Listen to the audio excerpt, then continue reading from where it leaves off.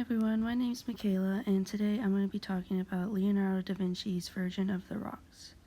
Leonardo da Vinci is a well-known artist from the High Renaissance era who is mostly accounted for his paintings The Last Supper and the Mona Lisa.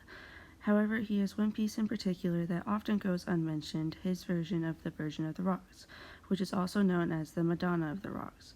This is an intricate piece that contains many religious symbols and themes. This piece portrays a scene between the Virgin Mary, St. John the Baptist, and Jesus as children, and an archangel. What is genuinely interesting about this piece is that there are two versions that Leonardo completed, both containing their own symbolism. Even though the Virgin of the Rocks goes unmentioned when it comes to Da Vinci's artwork, this is probably one of his best pieces of his career. The Virgin of the Rocks was completed by Da Vinci in 1483 as a form of commission to be presented as an altarpiece in the San Fresco Grande, which is pictured on the left. Leonardo originally began his painting career in Florence, but then moved to Milan, where the commission for this piece came shortly after his arrival.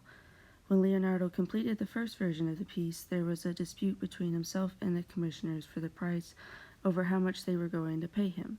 This caused Leonardo to sell his first version, which is now displayed in the Louvre in Paris. After almost 25 years, the Confraternity of the Immaculate Conception in Milan finally came to an agreement with Leonardo, in which he began the second version of the piece. According to Alicia Salasco of Britannica, the Virgin of the Rocks depicts the apocryphal legend in which the Holy Family meets St. John the Baptist as they flee to Egypt from Herod's massacre of the innocents. So present in this piece are the Virgin Mary, Jesus and St. John the Baptist as children, as well as an archangel. Mary, St. John, and Christ are arranged in what is known as a pyramidal composition. They are interacting with one another. Many paintings from the early Renaissance contain more separate figures. Mary is shown as sitting on the ground, while before, Mary was always on the throne. Because of this, according to Dr. Harris and Dr. Zucker of the Center for Public Art History, this painting can be referred to as the Madonna of Humility. It humanizes her more. Another way Da Vinci humanized the characters Mary and Christ is the fact that he did not display halos above their heads. Mary is also seen with her arm around John as John is praying to Christ. Christ seems to be holding his hand out to bless John in return. The angel present is pointing at John in recognition and seems to be looking at the viewer as if noticing their presence. The second version of the painting is nearly identical to the first, with only a few differences. The angel is no longer looking out towards the viewer or pointing at John, they are just looking in his direction. In this version, there are halos present over Mary and Jesus' head. John is holding what seems to be a cross or a staff, and the colors used in this version are much more saturated, creating a spotlight on the figures and their physical anatomy. Another aspect of this painting that is particularly interesting is the landscape scene in the background. The first version of the scene replicates nature seen daily, while the second has invented hybrid plants created by Da Vinci. Kathleen Coupier of Britannica stated that this change suggests that by the time Leonardo finished the second work, he no longer considered the role of the painter as a chronicler of the world, but as a creator of new worlds, much like a god. As an artist, Leonardo focused on the many aspects of nature.